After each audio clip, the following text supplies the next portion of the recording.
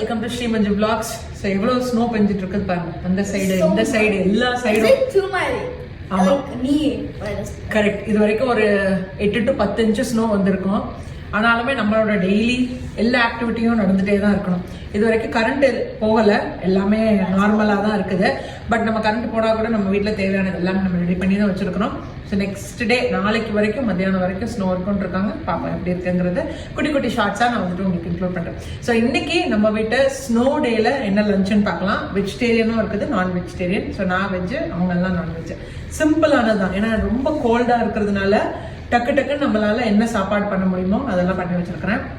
So rice இருக்குது, அதுக்கப்புறம் ஒரே கறி தான் நான் பண்ணேன். ஸோ நம்மளோட அந்த பட்டை கிராம்பு லவங்கம் எல்லா மசாலா எல்லாம் சேர்த்துட்டு வறுத்தரைச்ச ஒரு பிளெயின் கறி. அதில் நான் எனக்கு கொஞ்சமாக வெஜ் கறி எடுத்துக்கிட்டேன்.